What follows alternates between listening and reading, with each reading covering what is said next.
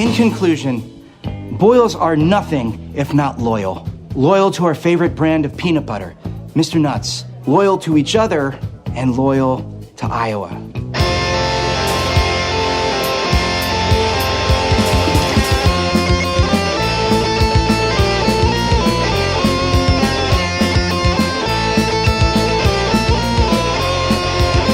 Here we are. This is the first episode of Rock Hard Caucus in the second Trump era.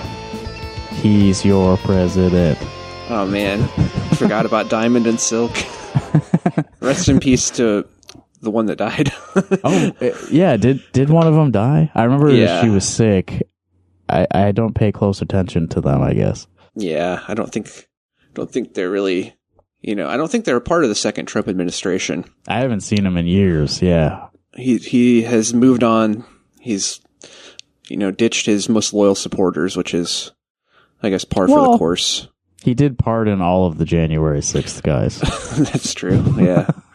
Oh, man. Which, I was not expecting. I figured he would just leave them high and dry, but yeah, now he has, they have even more reason to be, loyal to him and, fight to the death to keep him in power, so that's good. Yeah, I saw some article that was Republicans are shocked at how many Trump January 6th pardons there were, because they were like, oh, he was only going to pardon the ones who were doing nonviolent, convicted of nonviolent offenses. But nope.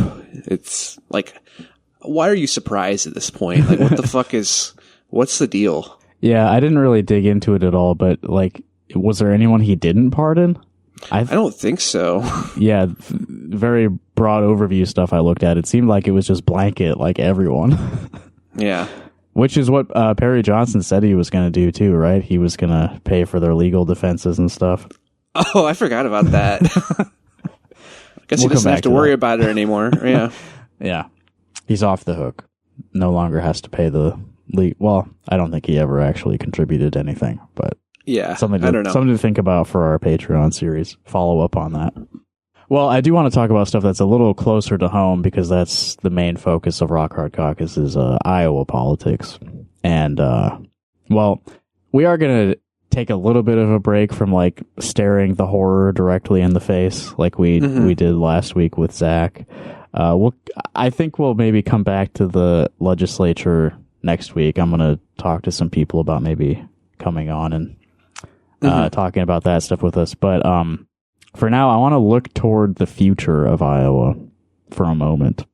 I got this email from State Auditor Rob Sand. I'm sure you got the same email, Evan. I've gotten many emails. Well, there's a cool one that was out just the other day where he just holds up the number 2 and 4. Yeah, I think he's done that one multiple times, if I recall. I think I've seen that image. I don't know. He reuses the same little cutesy pictures from time to time. Mm-hmm. Because he was sending it on the 24th of January, the email. So he holds up just a cool picture of him holding up the numbers 2 and 4 with his fingers. And then he asked for $24. Anyway, back to this email from the 16th, though, which actually is kind of newsworthy. It reads, "Hey, Justin, as a critical member of this grassroots team, I wanted you to be among the first to hear directly from me. Today is no ordinary Thursday. Today we're finalizing our state fundraising report. And because you're one of my top supporters..." Of course. "I want to give you a sneak peek at some of our fundraising top lines." And then it says drum roll, so I'll do a little bit of a... $8.4 million raised. More than 28,000 grassroots contributions. These numbers shatter previous records. We're making Iowa history here, Justin. And I can't wait for everyone, supporters, the media, and the partisan insiders watching, to get a load of how powerful this anti-partisan grassroots team can be when we work together. So that's one of his constant memes, is the partisan insiders. He's always talking about them. And what does he mean? Who are they? Who's a partisan insider? Not him, that's for sure. I just did some math, and the 8.4 million raised divided by 28,000 grassroots contributors, that's $300 a donation.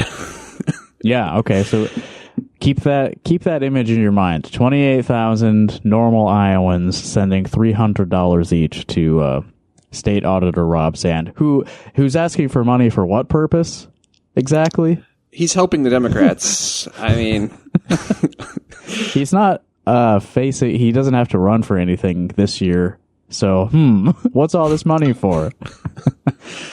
And then I don't know. The rest of the email's not that important. What is important is the news that came out after the financial filings became public, and the media got a chance to look at who was contributing to Rob Sand. Was it really 28,000 people contributing $300 each? All right, so this is from the Des Moines Register on the 22nd, so a few days later. State Auditor Rob Sand raised more than $8 million during the last calendar year, fueling speculation that he is preparing to mount a 2026 gubernatorial bid in Iowa. So maybe that's why he's asking for all this money. Interesting. Seems pretty plausible. Boosted by $7 million in donations from his wife and in-laws, Sand, the only Democrat in statewide office, tallied about $8.6 million in receipts between January and December of 2024. Okay, so again, $8.6 million total, spread among 28,000 people. However, 3 people account for $7 million of that. It's so fucking funny for him doing his email, talk about grassroots supporters, like $8.6 million, grassroots supporters, and then literally it's just like 90% from his family. Yeah, so that would be, 27,997 people donated around like 1.5 million or so. Yeah. Which is, that's I don't know that that's insignificant, but it's a small minority of the total raised. Yeah. Sand's wife, Christine, gave $3 million, and another $4 million came from his mother and father-in-law, Nancy and Nixon Lauridsen, who have come up several times on this podcast in the past. Rob married into money, and that plays a role in his success in politics in Iowa. I'll put it that way. So this is a guy who the Iowa Democrats are placing a lot of hope in. He's their only guy who wins any elections at the statewide level, and really the only person on anyone's mind as a potential candidate for governor in the next cycle. And he is funded almost entirely by his wife and her parents. Who are Republicans who are also deeply tied with the agriculture industry in the state. Right. Which is, I don't know, doesn't fill me with a lot of hope in terms of like either his electoral prospects in a race like that, because people actually will pay attention to a governor's race in a way that they won't to like electing him as auditor. Yeah. I don't know. The fact that almost all of his money is coming from direct family members does not, I don't think, bode well for how many people are that interested in voting for him. And yeah, also, if you look up Nixon Lauridsen's campaign contributions on the FEC website, it's 100% Republicans. Like, he gives money to Randy Feenstra every year, gives money to Chuck Grassley. Yeah, gives money directly to the Iowa GOP. You should also Google Nixon Lauridsen yacht. And, there's some interesting results there. A yacht was destroyed. It's a tragic story. Yeah, many of us can empathize with that. We've all lost a yacht before. It's a terrible tragedy. Yeah. Well, other than the Rob Sand news, which made me laugh a lot this week, I don't want to put it off any longer. I want to tell the world about Scott Diehl, the Burlington crank that I've been mentioning the past few weeks. Now is the time. The first week of the Trump administration, it's time for us all to gather and point and laugh at some guy from Burlington. Yeah. Let's make a deal. We need a little bit of a distraction. Yeah. I think you were about to make a joke that I also had in mind. What were the you gonna art say? of the deal. There you go. The art of the deal. Yeah. It's Diehl, spelled Diehl. Scott Diehl. Okay, so let me tell you why I became aware of this person. Every once in a while, I will pull up the websites for the various newspapers around the state of Iowa. You know, if it's been like a slow news week and I'm looking for fun stuff to talk about on the podcast, I'm looking for like weirdo opinion pieces in like a small town newspaper. I just sift through all of them looking for fun stuff. And in the Hawkeye, which is a Burlington newspaper, Burlington area newspaper, I think they cover a few more small towns in that area. On December 28th, they printed a letter from a Scott P. Diehl of Burlington, which said this: "This is an open letter to appeal to all of my Christian family and friends in selfish Burlington." And keep in mind, I read this having no context as to who this person is. "I moved to this area in protest with my ex-wife and son in the late 90s. It has been a very tumultuous and extremely sad experience, as one who has only wanted to help make people's lives better through service and sacrifice. First, the Catholics used and abused me here in Nightmare Burlington.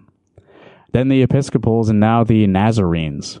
Actually, all my Christian brothers and sisters rejected and betrayed me by not voting for me 3 times. Similar to Jesus." Oh, man. Yeah, you know, Jesus was denied 3 times by one of the apostles. I forget which one. Well, we read another Rob Sand piece, like months ago, where he said that, he had people on his staff who didn't vote for him and he was turning the other cheek. Much like Jesus. So, much like Jesus. But this guy needs to turn the other cheek, I think. I think he needs to take some advice from Rob Sand instead of writing angry op-eds where he compares himself to Jesus.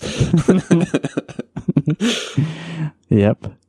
And you all remember the story in the Gospels where Jesus ran for office and the people wouldn't vote for him.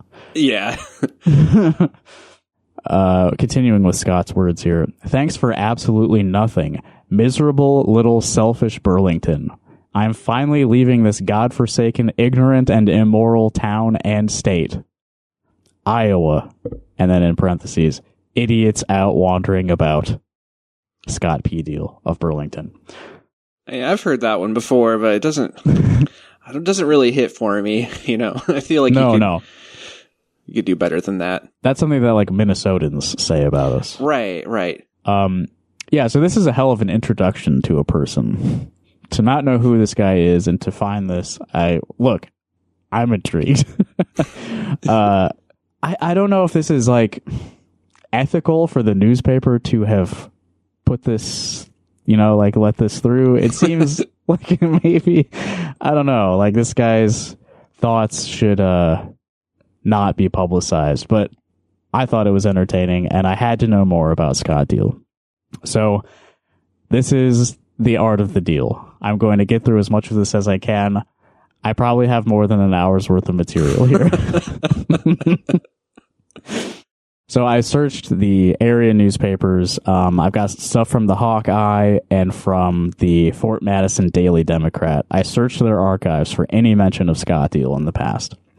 And the first appearances of Scott Diehl in the Fort Madison Daily Democrat, one is in 2005 where he wrote, "FMCH is the only choice," which is like a positive review of a hospital, the Fort Madison Community Hospital. And another piece in 2006 he wrote called "You Can Help Stop the Greed," which is like encouraging people not to shop at Walmart. Yeah. So, he seems like he was a normal guy in the mid-2000s, just writing letters to the newspaper about stuff in the community that he cared about. Mm-hmm. And then I didn't find anything for the next 10 years. And then in 2017, it seems that he became, he was activated or radicalized. Many such cases. I mean, it was the time for that, right? Right. And I guess this is kind of relevant to talk about today, the first week of Trump's second term, and we're looking back at the beginning of his first term and seeing what that moment in politics did to area cranks. You know? So first up, I'm going to read a piece that he wrote, again for the Hawkeye, in February of 2017. This is called Immoral Tax Increase. Here we go again. Local incompetent elected officials in the city of Burlington taking the easy coward's way out. Raising our property taxes by 40 cents.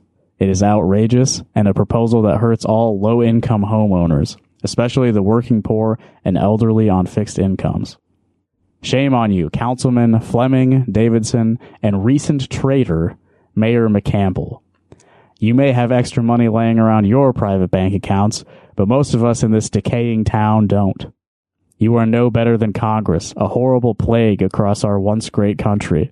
Just wait until the next election when we vote you three out of office. Evan, what do you know about Burlington? I don't know a whole lot. I know they got a coat factory, but that's about it. Yeah, it's it's like on the river. It's one of those like fading sort of manufacturing town. I was going to say kind of history. It's like in my mind, it's just one of those mid-sized Iowa cities that is in decline. Yeah, a little bit of overview. In the 2000 census, they had about 26,000 people. In the 2020 census, 23,000. So a gradually shrinking population as people leave for greener pastures. I guess their crime rate is actually pretty bad compared to the rest of the state. Because I'll get to this, but Scott mentions the growing crime rate, and I was skeptical, so I looked it up, and it was true. Crime, I guess, is actually bad in Burlington. People like me on Social Security disability, and my wife in healthcare who after 35 years still does not make at least $15, can't afford our modest home in a rundown neighborhood. While you take more from us in higher taxes, we struggle to survive on low wages. So this, he's painting a picture. I have some sympathy for him and his family. I think he meant $15 an hour. I think his wife, who's worked for 35 years, has made more than $15 total. Probably. Yeah. He probably means for hourly I would wage. hope. Yeah. I would hope. We already pay through the nose here in Burlington. We pay $2,000 a year in property taxes, plus over $80 a year on water, high sales taxes, thousands in state and federal taxes, and the list goes on. This is immoral, your tax increase. You care only for corporate/business rich cats. Wait, I feel like a word is missing there. Oh, like fat cats, right? Not rich cats. Yeah. Cats don't really have money. Usually. Unless they're Meowth. Why don't you with his forehead coin? Yes. Yeah. Why don't you stop all the taxpayer money given away for free? Welfare to the rich corporate business and tax incentives. Raise their taxes only. So he's got a bit of a economic populism thing going on here. This is again early Trump's first term, post the Bernie campaign. So this was vocabulary that people had very much been hearing recently. We have crappy roads and decaying neighborhoods, and no amount of new expensive police officers will fix it ever. Yeah, that's right. I mean, I don't expect police officers to fix much of anything, but especially not crappy roads. Yeah, definitely. They're really not out there doing any, that's like backbreaking labor, and they're definitely opposed to doing any of that. Mm-hmm. And keep in mind that he seems to oppose hiring new police officers in this letter because he changes his tune later. Okay. Councilman Fleming and Davidson should be tar and feathered for being rotten apples at City Hall. Got some real mixed images there. Tar and feather the rotten apple. You are elitists and can't think creatively or, quote, out of the box. Your sinful ways will not go unnoticed. You're on my hit list to get booted out of office. I'm putting you on notice. I am officially running against you for city council. Rise up and wake up. No new taxes in Burlington. This is like the Batman origin story for Scott Diehl. And you know what? I think, I don't really disagree with much of this letter. So Yeah, totally. Yeah. He has my support. So that's an official announcement that he's running for city council. Okay. 2017. And this came about because he was attending city council meetings and outraged at the bullshit, as we all are. Anytime you attempt to participate in a municipal government meeting, you're either going to be bored out of your mind or pissed. That's kind of how it goes, unless you're like a real estate developer. And then you're going to be really happy. So about a week later, there's this news piece in the Hawkeye called "Council Approves Budget After 5 Votes, Approves Depot Spending." So there's a bit of dysfunction at the time in the Burlington City Council. Burlington City Council passed their $69.7 million budget for fiscal year 2018, but it took 5 votes to get there. The budget was presented with their previously agreed upon 40-cent increase to the city's property tax levy, which Scott was very upset about, making the new rate $16.33 per $1,000 of taxable valuation. I don't look, I'm not very smart with this stuff. It doesn't seem like that egregious of a rate increase, but I guess I understand where he's coming from. That why don't we get this money from someone else, not me? Yeah, that's an evergreen thing in American politics. The increase will pay for 2 new police officers, a firefighter, and a nuisance inspector. I would love to have that job. Yeah, that's an awesome job. Yeah. I mean, what do you do? How do you evaluate a nuisance? Like, what does a nuisance inspector do? Yeah, I mean, I think it's just like probably inspecting like rundown homes, and probably it's probably not good. I mean, it's probably like involves a lot of like kicking people out of their homes for having a nuisance. Yeah, I forgot what the word nuisance means in this context, which is like you ratting on your neighbors for not mowing their lawn. Yeah. In an interview after the meeting, Councilperson Davidson explained his no vote. He said he previously voted to proceed with the tax increase to keep the process going, but he didn't want it to actually pass. This is like the TikTok ban. Yeah.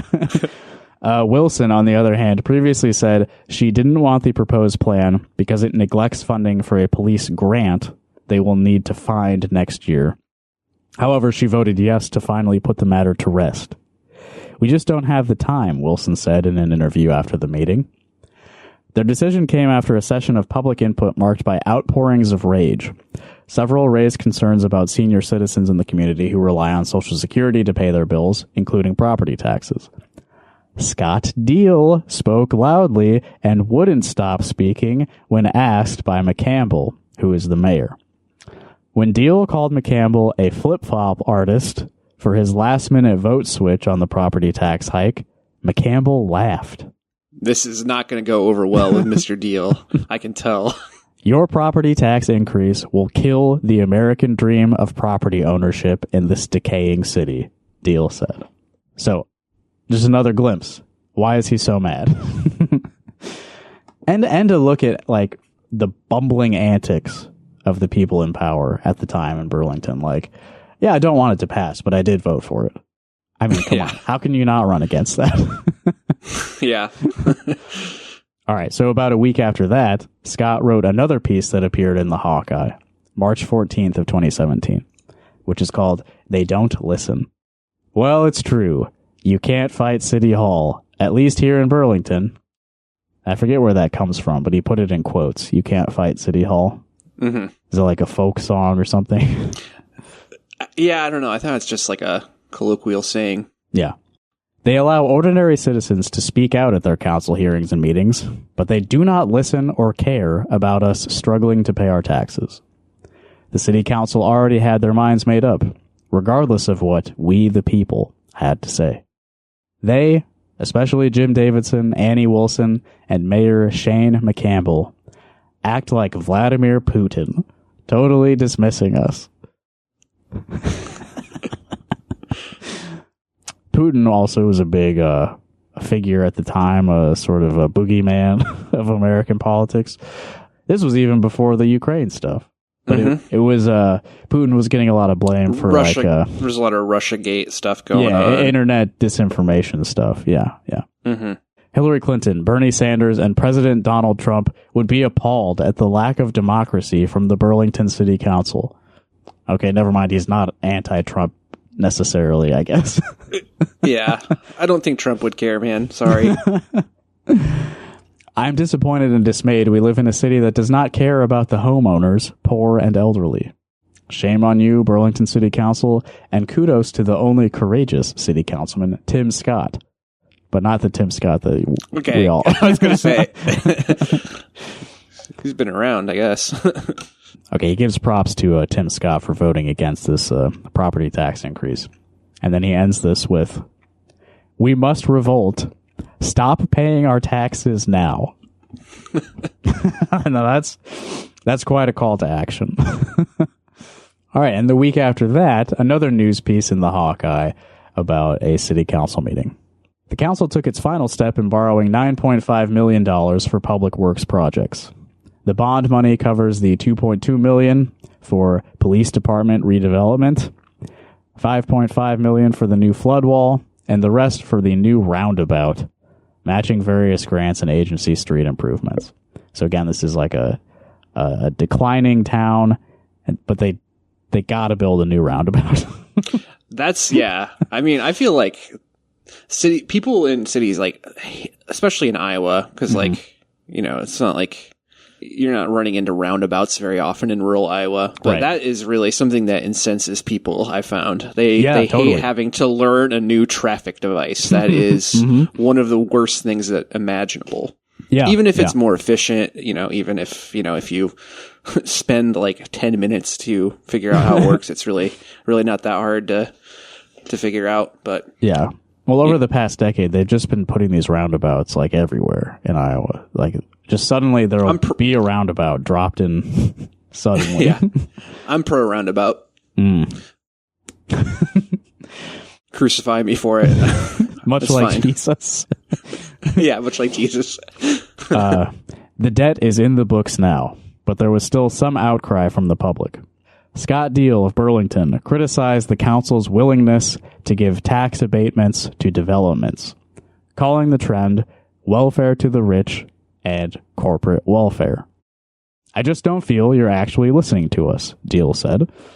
So, I have some sympathy for him here. Millions and millions of dollars going to, developers to build these new projects. It seems like a lot of these projects are probably pretty necessary, especially that flood wall. But these developers, they get great deals. They get great incentives to do these government projects, and it's often there's probably some corruption going on in a lot of these deals, and it's it sucks to watch from the outside. Why can't I have free government money? Right. All right, one last bit here before we get into the campaign, which is amazing. A piece written or published in April of 2017 by Scott Diehl in the Hawkeye, which is called Honorable Citizen. "I want to publicly thank the Honorable Councilman Tim Scott for his courageous votes on the Burlington City Council. He truly cares about Burlington's best interests and wants to protect the taxpayers and hardworking citizens of Burlington. Honestly, he shows how deeply his stance is to help working common folk and senior citizens. He has my full support and faith and confidence. I support Tim Scott. I've been attending the city council meetings lately. Through my observations, it appears Scott is a lone wolf on the council. I truly pray as a Christian he gets an ally on the council this election year to help support his hard, unappreciated work." It's throwing religion into it. "He deserves and has earned our support.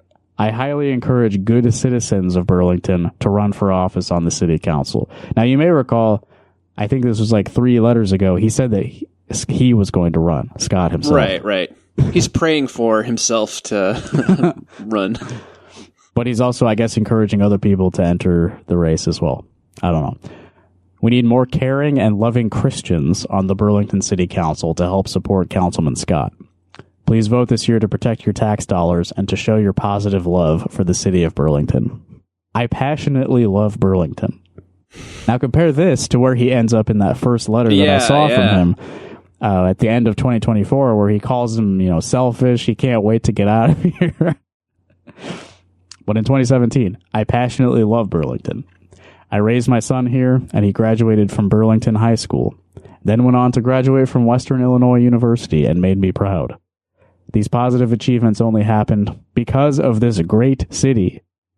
Also, my wife, Paula Cooper Diehl, is a native Burlingtonian and lived here her entire life and has dedicated more than 40 years of her career to helping the elderly, first at St. Francis Nursing Home and now Bickford Assisted Living. She adores and loves this city, and so do I passionately. He's mentioned his passionate love for Burlington twice now. Remember that she's not being paid a living wage, though, to do this work that he mentions. We thank Scott for his many years of public service to the beautiful city of Burlington. Now, I wonder, does he love Tim Scott so much because his name is Scott? What do you think? Yeah. Interesting. Could be. All right. Now we move into campaign season. 2017, Burlington City Council. In August of 2017, the Hawkeye reported 5 city council candidates enter the ring. 5 men have turned in candidacy papers in hopes of being elected to one of 3 soon-to-be open seats on the Burlington City Council. One of the 5 is incumbent council member Robert Fleming.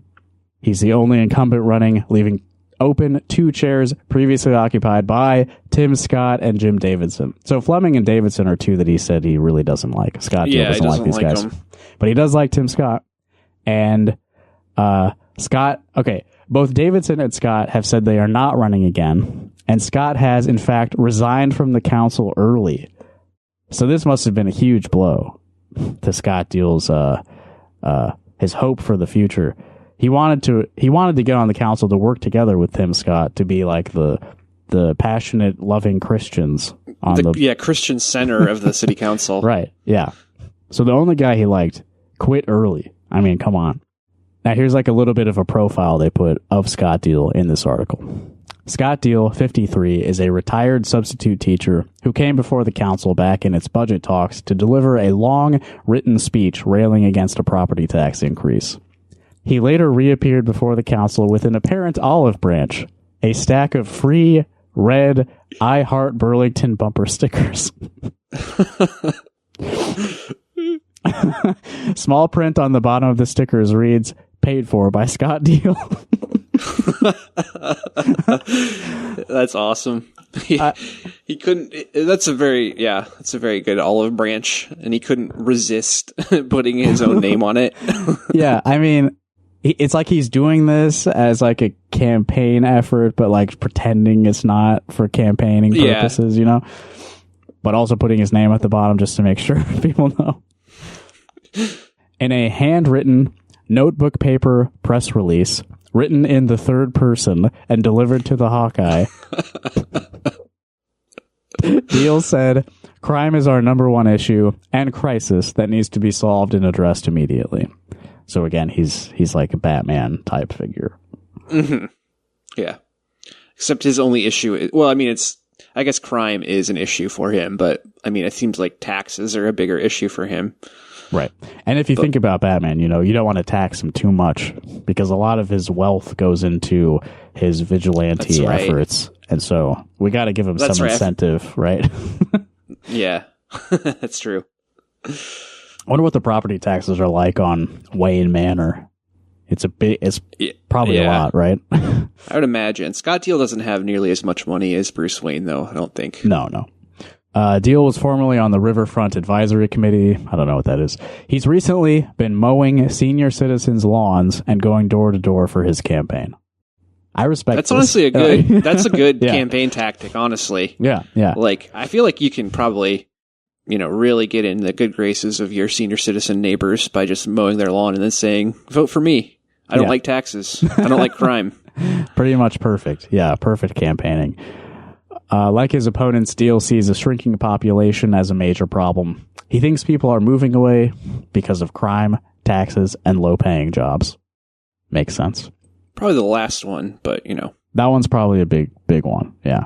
All right, that was August of 2017, and that again, 5 candidates had applied to run for city council. Skip ahead a couple months to October of 2017. This is crazy. So there's like a primary, okay, in October of 2017. This piece is called "Narrowing the Field." John Billups, William L., Bob Fleming, Matthew Rinker, Linda Murray, and Scott Diehl will advance to the Burlington City Council general election on November 7th. A total of 1,649 voters participated in Tuesday's election. So Great of those, for real, again, there's like 25,000-ish people in the city. Mm-hmm. And of those 5 people, Scott Diehl got the lowest amount of votes, so he just barely made it past the primary to be a general election candidate. And again, in August, they had 5 candidates declared. A 15-candidate race seemed to bring out only a slightly larger crowd than usual. This year, 9.7% of 17,000 registered voters participated in the primary. And I guess in the last time they had a primary, it was 7.6% voting for 11 candidates. Now, what's going on in Burlington? Why are so many people running for city council? Right. Like, I'm watching closely this Iowa City council race, mm-hmm. and there were 3 candidates. One of them just dropped out. So 2. Yeah. And it's a much bigger city. Yeah, I mean, maybe Iowa City folks like their council members a little bit more than Burlington folks. But yeah, I guess there's a lot of unrest. And you would think that Scott Diehl would be like a champion then, right? Not get last mm-hmm. place in this primary. You know, because he's the least happy of all. Yeah. Well, it seems like he might have alienated some people in his past. Maybe seems like maybe he's a little bit cranky, a little bit prickly. Maybe not the easiest guy to get along with. Yeah, I'll say this. I posted on Instagram a couple nights ago, and I just asked, because I was pretty sure I knew some people who grew up there, and I just said, who do I know from Burlington? And I got a few friends replying, and I asked them all, have you heard of this guy, Scott Diehl? Most were not aware of him. Really, the only person who did know him, it was like a friend of a friend, and the only thing they said was, yeah, he's an asshole. So, doesn't bode well for a political campaign if most of the people had never heard of him. The only ones who had didn't like him. Yeah. Diehl said he was ready to put up a fight for the general election. He said he was very happy to see Murray make it past the primary, but was less pleased to see Billups take the top spot. That was John Billups. He's previously called Billups a good old boy and said people don't realize that Billups has failed at a lot of businesses. And he's mad that Billups was a late entry to the race. And Rita Paul said Tuesday that she voted for Diehl. This is just like a random person they interviewed, I think, who frequently brought up his 8-month campaign during candidate forums. And she voted for him because of that long campaign. So he'd been running since February for this office. That's awesome. And he's mad that 8 months city council campaign. Yeah. And he's mad that some rich guy jumped in the last 2 weeks and got the most amount of votes mm-hmm. in the primary. Again, I have some sympathy for that. I understand. Right. Yeah. Just some well-connected business person just waltzes in. Mm-hmm. Look, I've been mowing all these old people's lawns for months. Yeah. That's probably more, that's more real work than, I'm sure, whatever John Billups has been doing. Yeah. Allegedly. And then I've got this piece from a few days later, which is originally from the Hawkeye, but it's now on a website called Foster's Daily Democrat, which is a newspaper from Maine and New Hampshire. So somehow all the Gannett consolidation of small town newspapers. Did the AI aggregator get Burlington confused with Burlington, Vermont? Well, I don't know. I'm not sure how this happened, but yeah, somehow this Burlington, Iowa City Council piece from 2017 is now hosted on a New Hampshire newspaper website. Diehl suspends campaign. Scott Diehl is no longer running for Burlington City Council. In Burlington's recent primary election, Diehl earned 292 votes.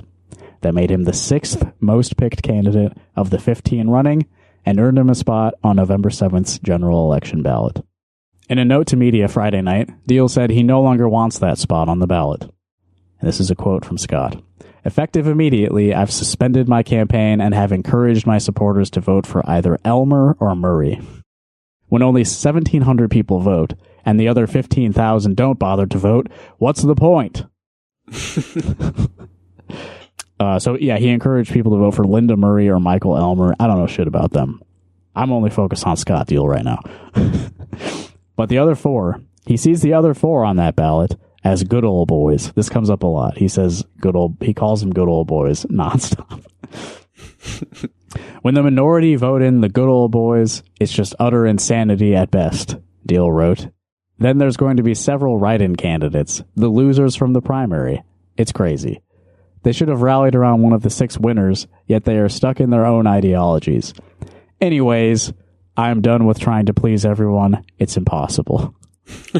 So that is his withdrawal from the race. And I believe this was posted on Facebook, but the account where he posted it has been deleted, so I could not pull that up. And then this is from just a couple days after that, after he posts that he's done. He's pissed off about low voter turnout. He's tired of these good old boys. A couple days after that, a guy named Robert Krister of Burlington, he wrote this letter to the editor called Lead, Follow, or Get Out of the Way.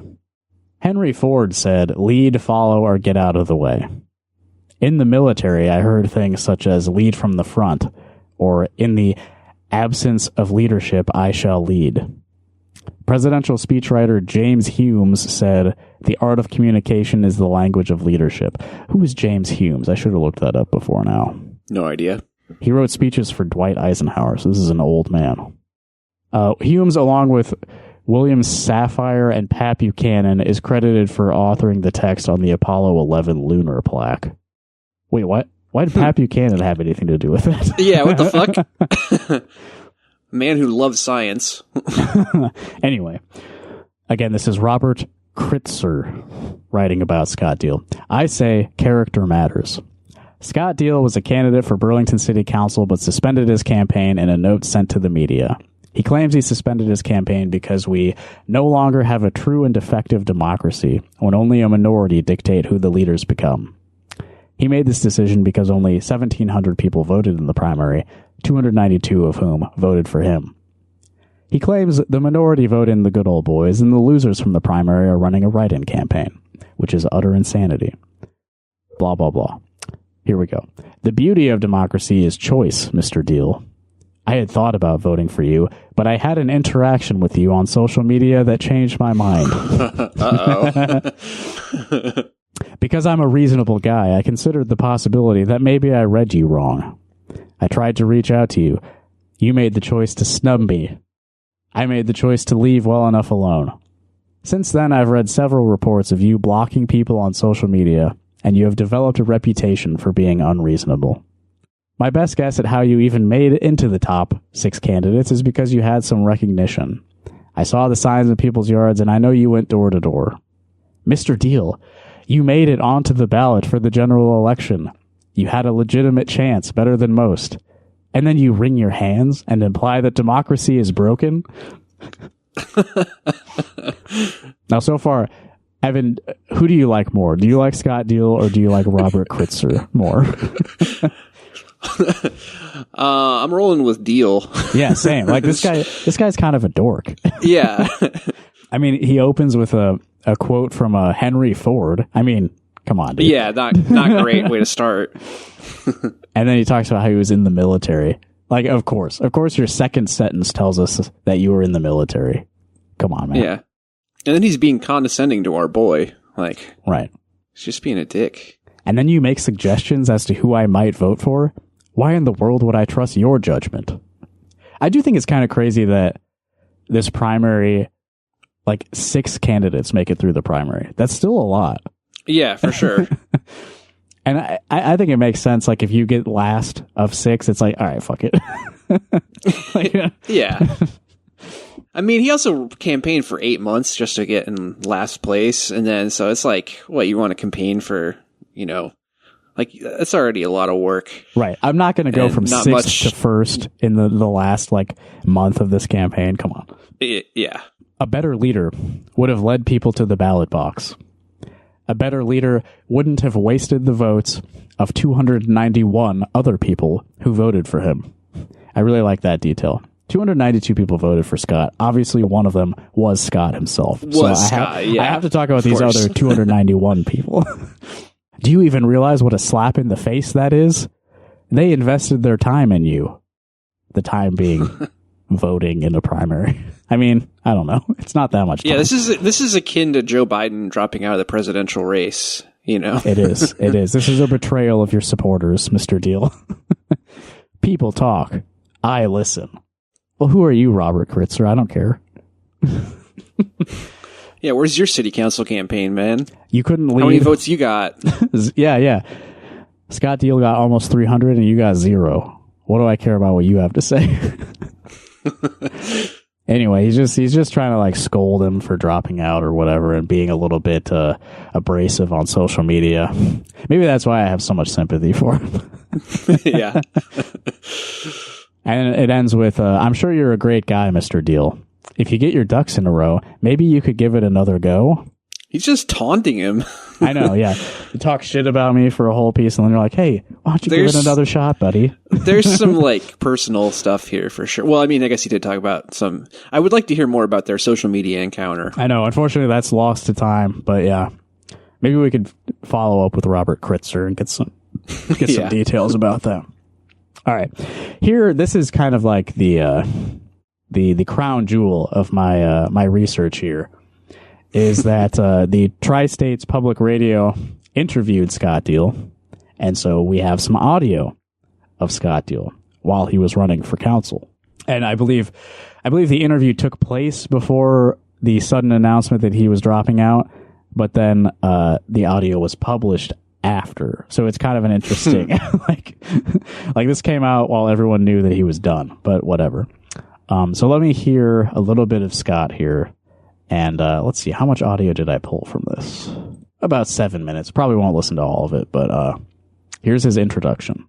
I've been here in Burlington for 25 years. I'm not a native of Burlington, but I've been here long enough, and I did marry a native who is 10 years older than me, so she's been here for 60-some plus years. I'm not going to give her exact date because she'll get me at home. But anyways. She'll get me. If I reveal my wife's age, she will get me. I didn't label any of these clips either, so I forget what they all say. Here's another one. And I had a woman come up to me, and this was just recently, within the last month. We belong to Christ Episcopal Church here on North Hill.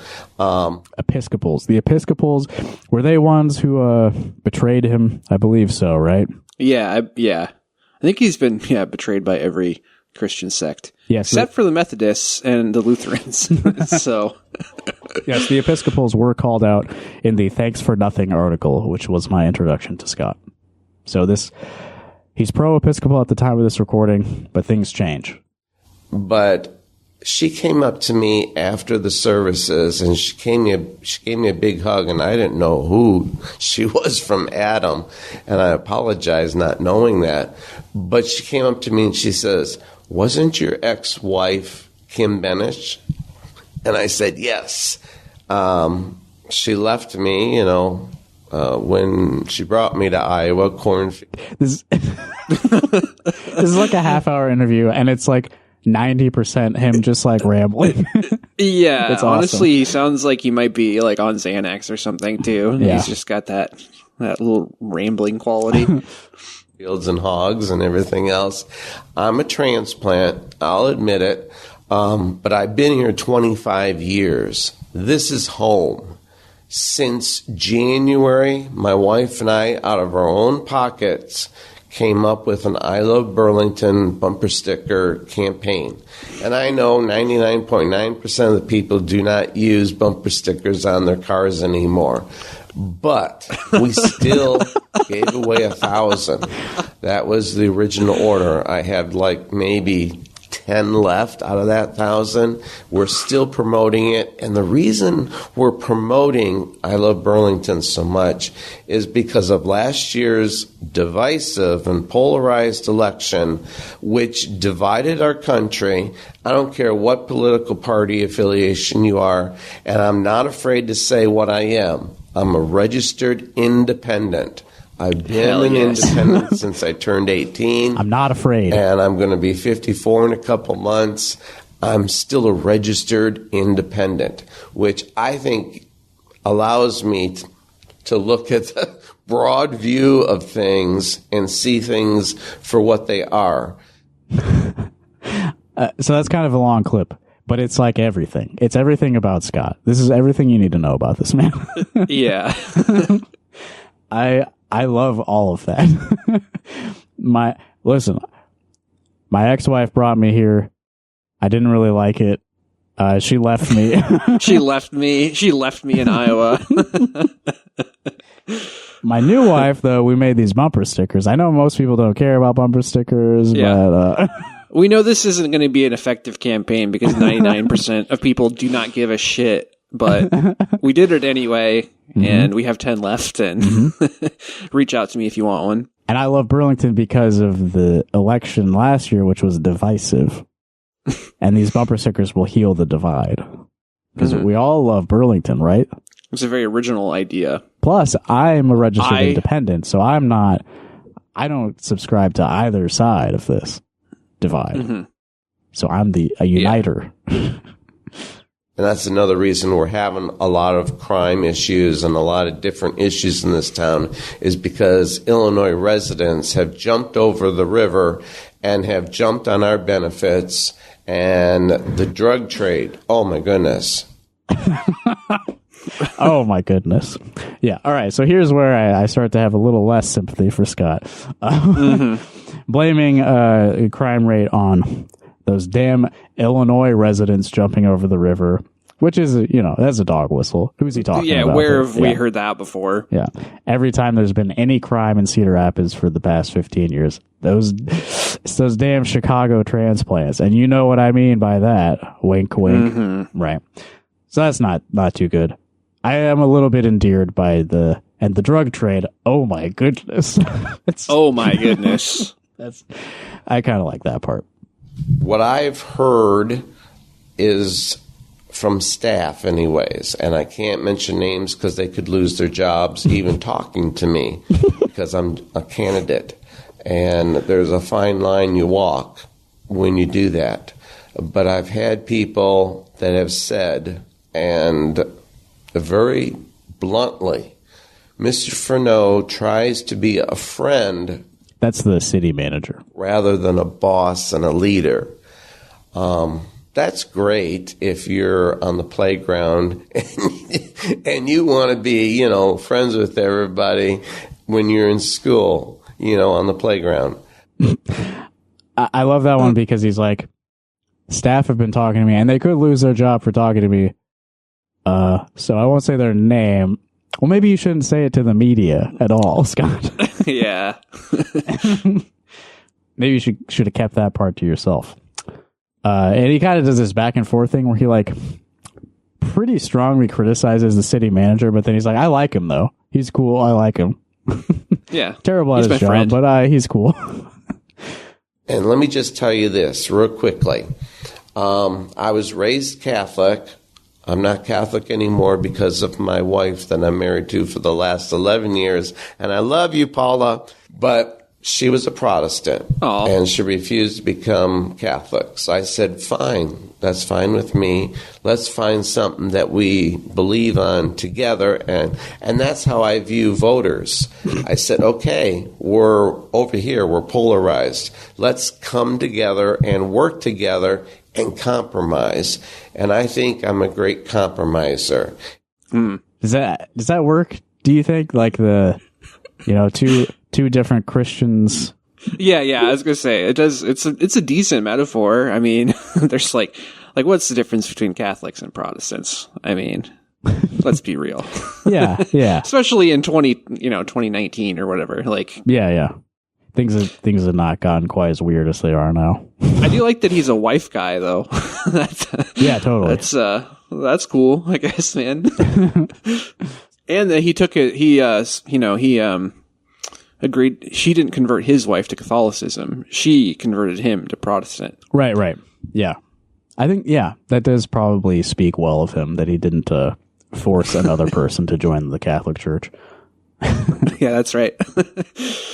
I'm going to skip a few of these, but I'll link to the full interview if anybody like me is, for some reason, very interested in Scott Diehl. I was kind of thinking about this. Like, I think that the death of Joseph Dobrian, like, kind of like left a crank-shaped hole in my heart. And so I like immediately latched onto this guy. I think that's kind of why this is happening. These 15 people that have jumped on board. The last 10 individuals that pretty much what I've said, they're like fleas on a dog. No disrespect to any of them, because some of them I know them and I like them and admire them. They're like fleas on a fucking dog. They're like vermin to me. They should be killed by an exterminator. No disrespect. I like it. I like it though. It's a thankless job, but I'm willing to take it on because I do love Burlington. It's home. It's where I want to stay. It's where my grandchildren are, my great-grandchildren, and I want to make it better. Do you remember how old he said he was? 53? Yeah. And he said great-grandchildren. That's pretty young to have great-grandkids, isn't it? Yeah, for sure. I mean, I guess it's possible, right? But good for him. Yeah. The generations can, if you're really young. I don't know. That just caught me by surprise. Maybe he misspoke. Maybe he really did have great-grandkids. I don't know. I'm surprised. I'm absolutely astounded that with everything that's going on in this town, that we haven't taken to the streets. Hell yeah, dude. I like every time he calls for a revolt. You know, that's something we have in common, you know. Yeah, I was going to say, maybe he's right. Not just for Burlington, but for all of America. Yeah, totally. All right, moving ahead. So again, like, he dropped out, but he didn't drop out. I don't quite understand what happens in this period here between the primary and the general, because he participated in a candidate forum in late October. Okay. So this is from the Hawkeye. The headline is "Good Old Boy Billups," and this is the guy who got first in the primary, the businessman who jumped in the last couple weeks and ended up winning. Just a little bit from this. John Billups shrugged it off when another candidate, Scott Diehl, called him a good old boy. In last week's candidate forum, Billups himself said he's never going to be the smartest guy in the room. His aim, he said, is just to work his tail off. So again, I kind of got to side with Scott there, you know. He's a good old boy. It's like, I'm kind of stupid, too. I'm actually an idiot. But I work really hard, even though I'm really incompetent, so it doesn't amount to much. All right. And now, another of probably one of the best parts of this, a piece in the Hawkeye called "No More Mr. Nice Deal," which was published on November 3rd of 2017, just a few days before the election. Written by Tanner Cole. Again, no more Mr. Nice Deal. Those people on Facebook are cowards, so said Scott Diehl. He told the Hawkeye his campaign was over on October 14th, then said it was back on in a later interview. Both decisions also were broadcasted on his Facebook page. When he told media he was still in the race, he said his committee needed time to rethink his strategy. His he and his wife decided those bumper stickers might not be cutting it. His people told him he needed to get off Facebook, Diehl said. They thought I should call it a suspension.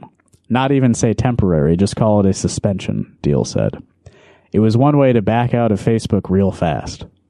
Facebook was our biggest mistake. We were not prepared for it. So I love all this, like, plural plural first person thing. Like, Yeah. it's just you, probably, right? Maybe your wife. I don't know. Personally, it was the first time I ever in my life was on Facebook. So this I believe leads to Scott Diehl's downfall.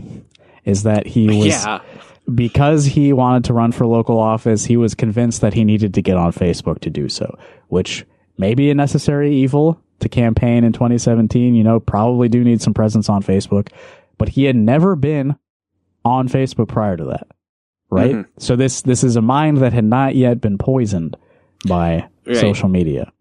We're all aware of the corrosive effects of social media and Facebook in particular. I mean, it's poison for sure.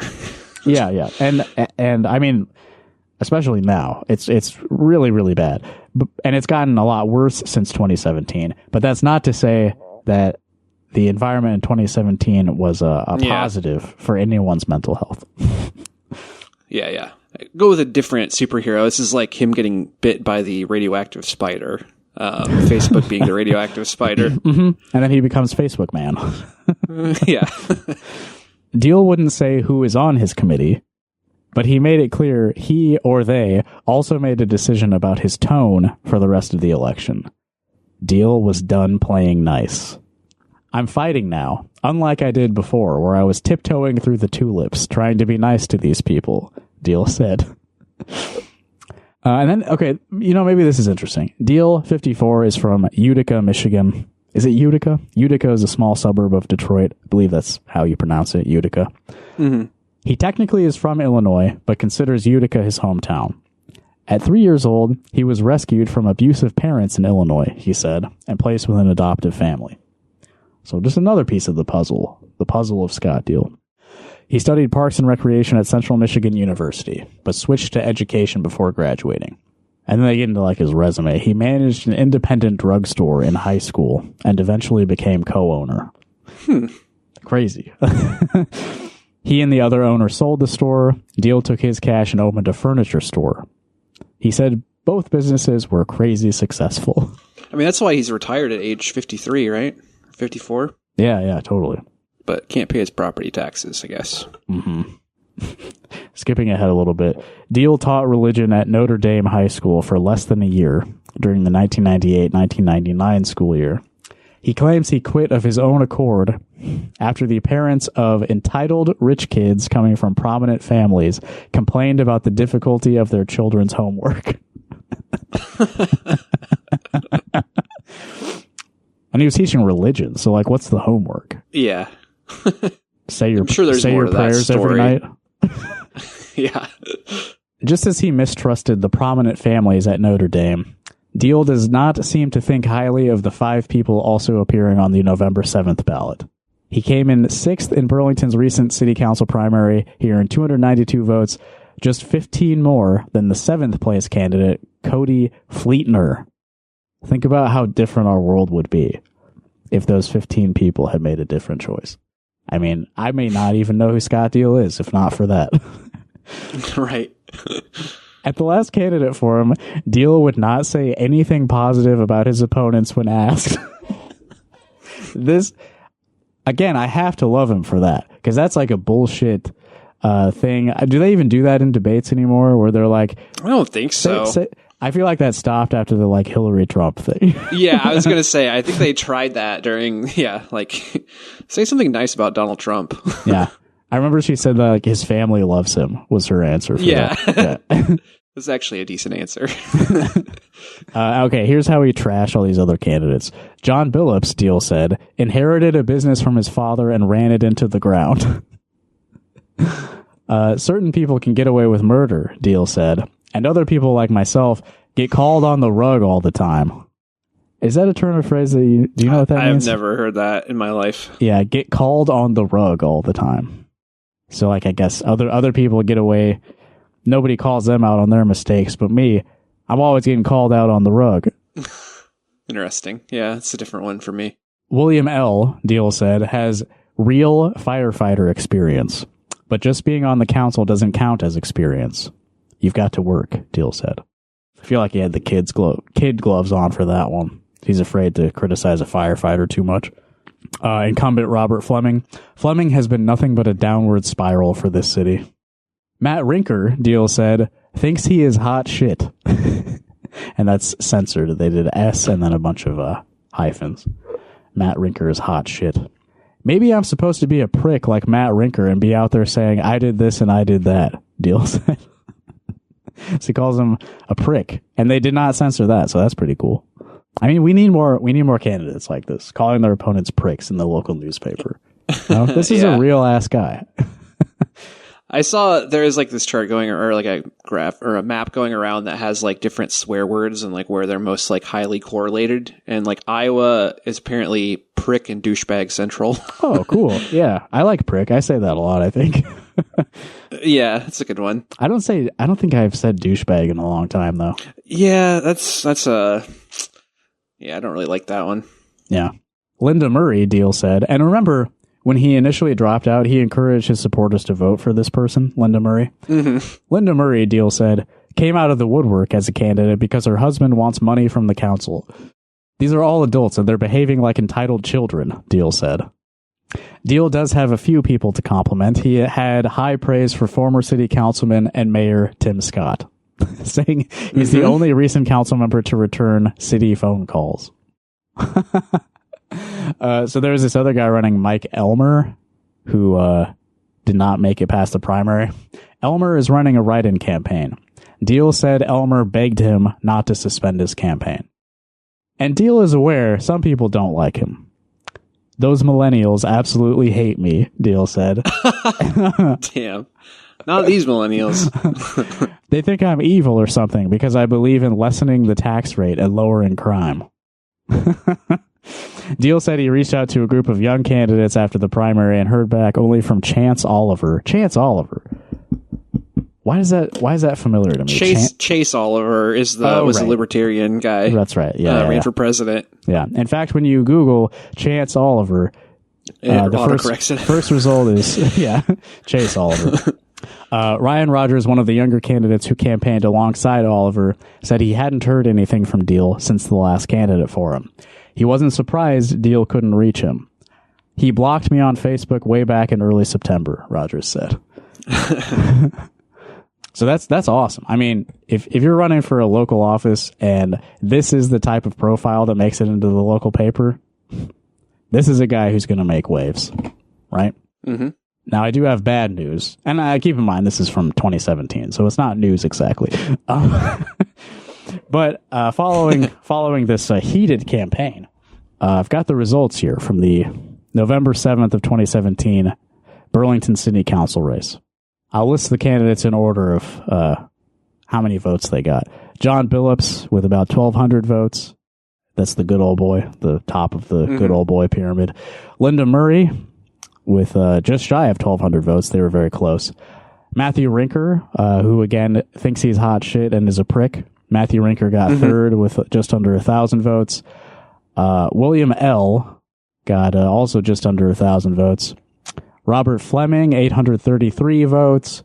And coming in sixth, Scott Diehl with 362 votes. Some significant he actually got less there. He got less votes than the number of write-in votes, actually. So he's... Yeah. If you count all of the write-in votes for one candidate, he got seventh. Write-in got 412. Yeah.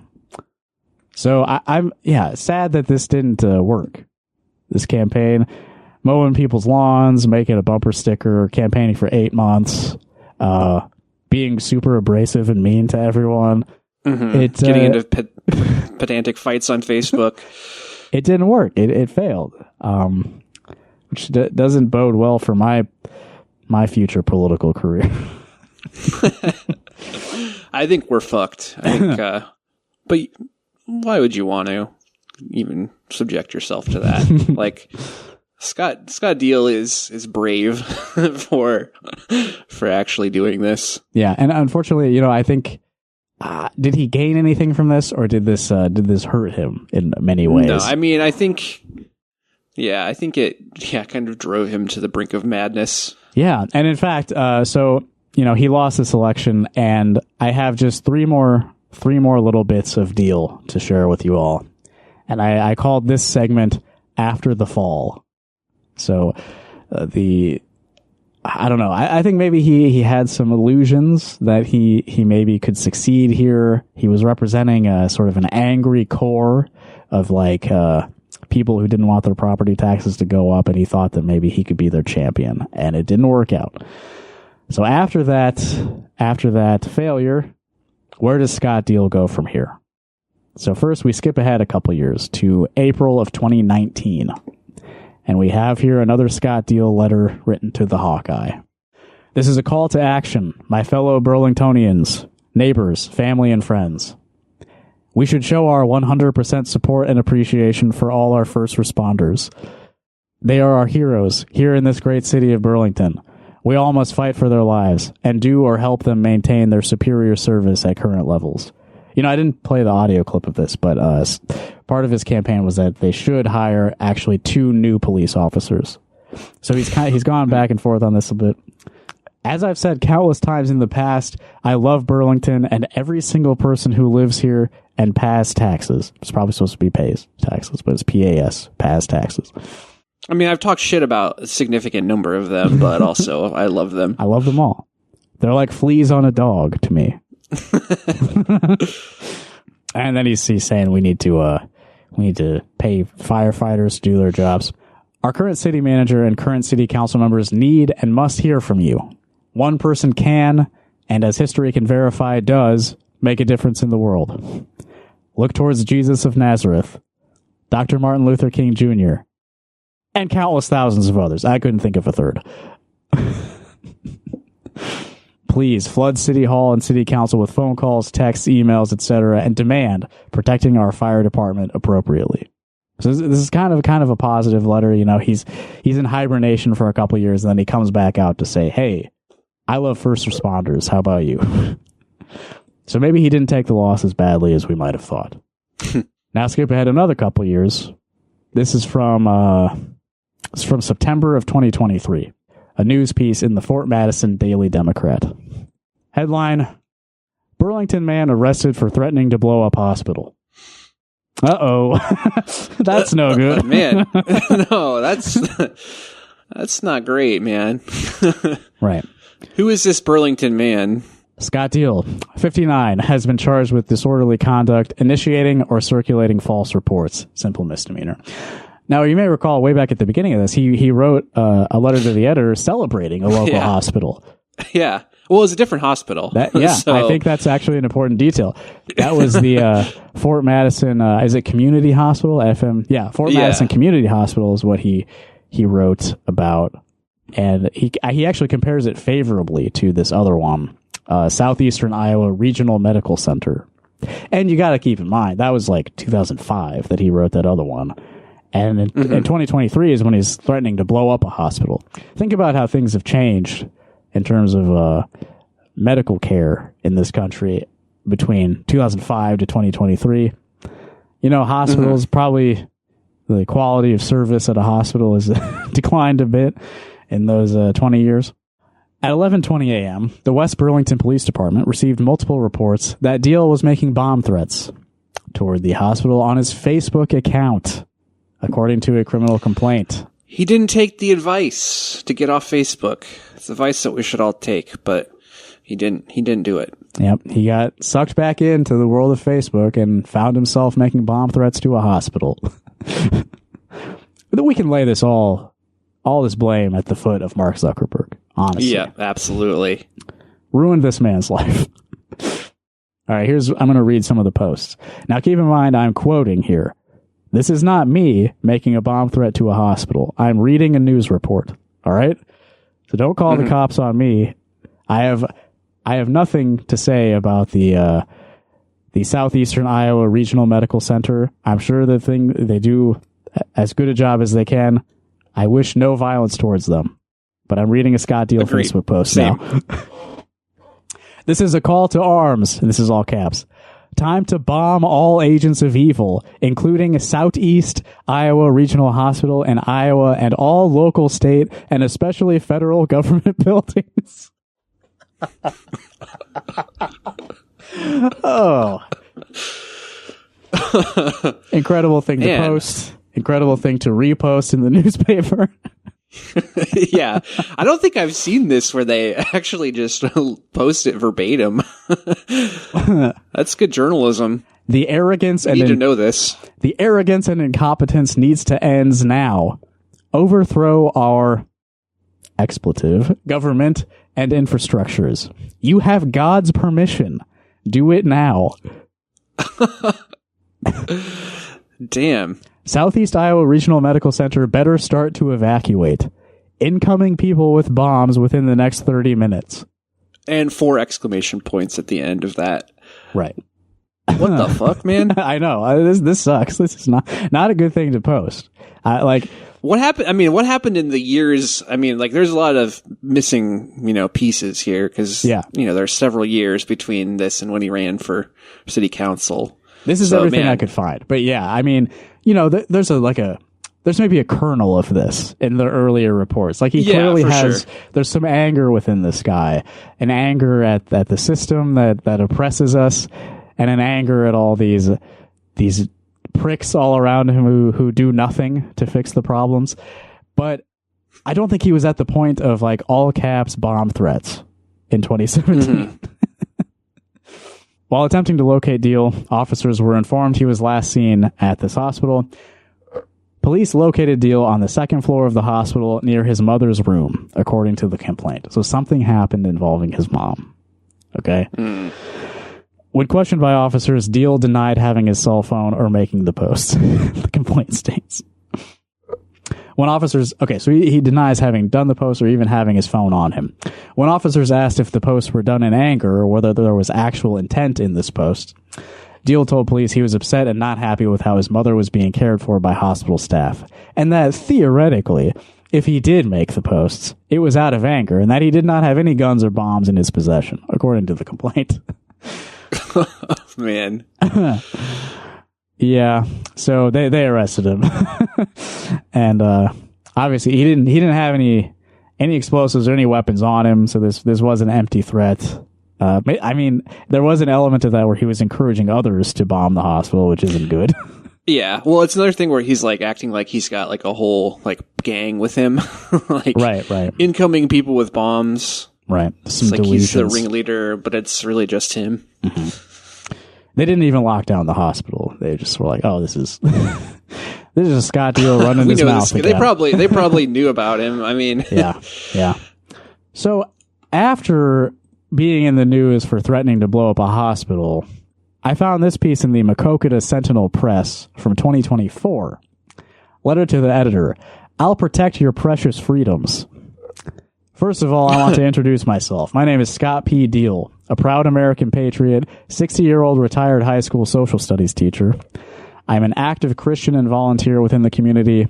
I am a husband to my loving healthcare professional, beautiful African-American wife, and father of 3. I fully support veterans, farmers, senior citizens, business owners, and public safety professionals. And what this is an announcement that he was running for Congress. Oh, man. Yeah.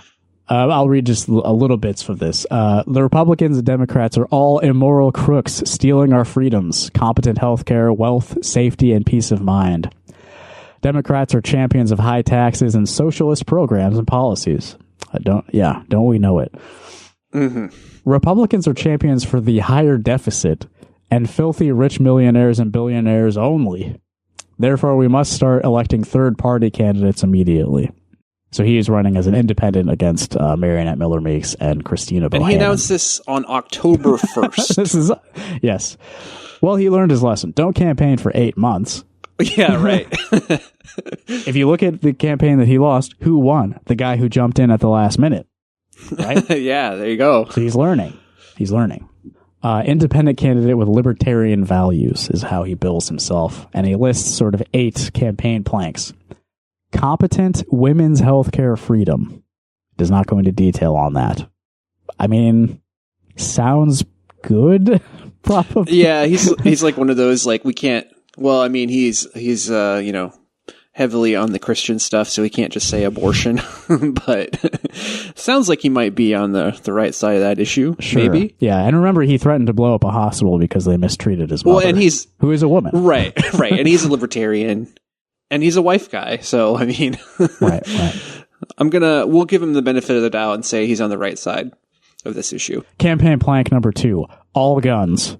Parentheses, Second Amendment. Okay. All guns. All guns. Everyone. All guns everywhere. All at once.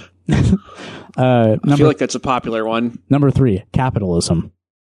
Okay. No further explanation. Yeah. There's not really much to differentiate himself here yet, you know? Strong border security is number 4. Number 5 is public safety from Putin and Iran.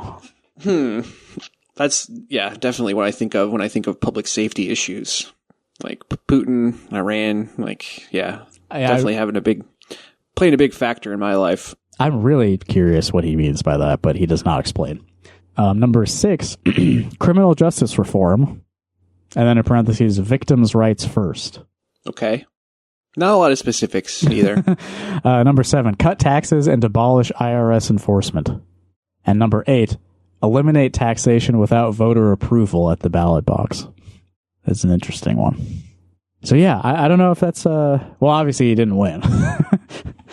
I don't know if I don't think he was on ballots. I don't know if there's any even record that he ran. He asks for a write-in. He says, if you want more freedom, less government and regulations, and not a rigged system, then write in Scott P. Diehl for U.S. House of Representatives, Iowa's 1st Congressional District. And yeah, didn't seem to even make a blip on anyone's radar.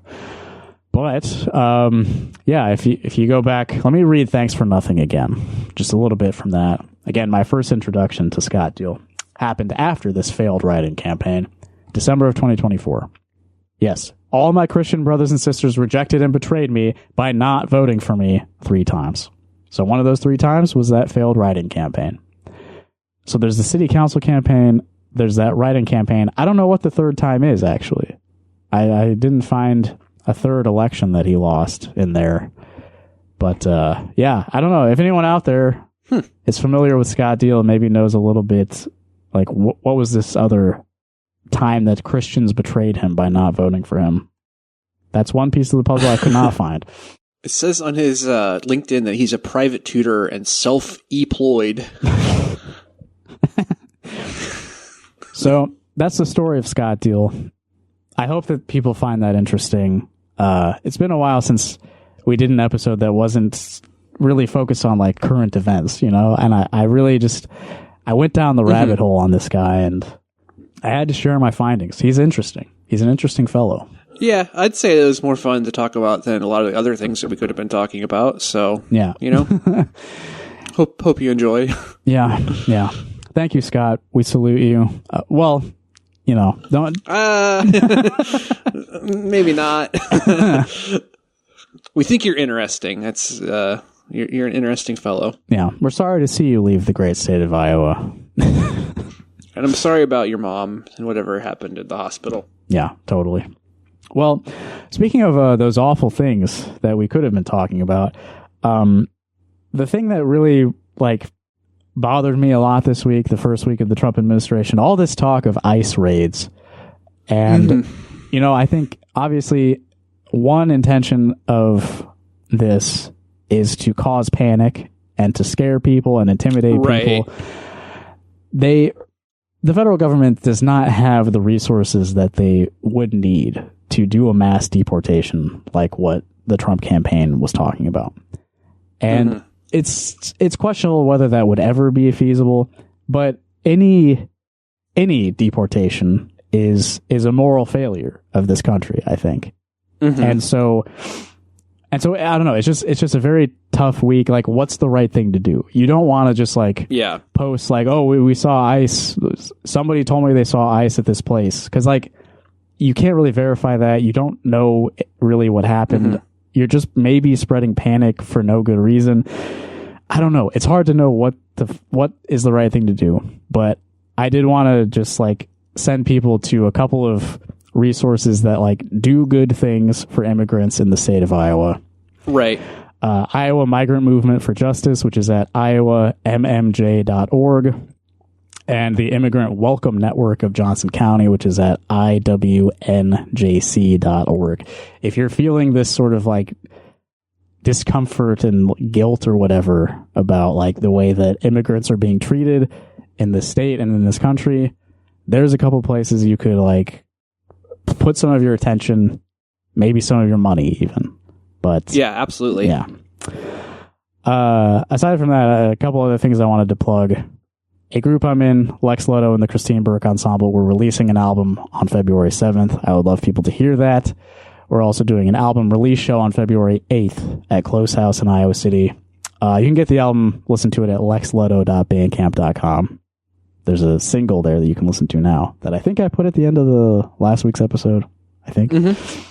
And I also interviewed Lex and Christine for I Hear I See Radio. That'll be out on the 1st, end of this week, if you're interested in that. And if you are in Iowa City, District C, our friend Oliver is running for city council. He is not very much like Scott Diehl. Yeah, I was going to say, we don't want to make any comparisons there. I think I trust Oliver not to do any crazy... he's not going to threaten to bomb a hospital. No. I think we could safely say that. No. He's been criticized for some of his posts on the internet by some of the more established right. the liberal intelligentsia of Johnson County. But yeah, he's not threatening anyone with his posts. He's not really... Yeah, I don't think he's that scary or anything. No. There is a primary which the last day to vote in is February 4th. And that primary was only happening because there were 3 candidates. One of those candidates dropped out. So I think the primary maybe doesn't matter now, but it would be good to probably run up the score, get as many votes for Oliver as possible. So if you live there, I would love for you to vote for Oliver. Check out oliverforiowacity.com for all of your Oliver needs. We're going to close out with some local music like we try to always do. This is a song called TV Intro by my friend Sarah Ann Calder from her album Iconic Dignity, which I will also link to in the episode description. If you are a local musician, you would like the Rock Hard Caucus audience to hear your work, please visit rockhardcock.us and click on Submit Music at the top of the page. Thanks, everybody, and thank you, Evan, and thank you, Scott Diehl. Thanks to all of us. Yes, we're all doing the right thing. And mostly Justin. Thanks. Thanks.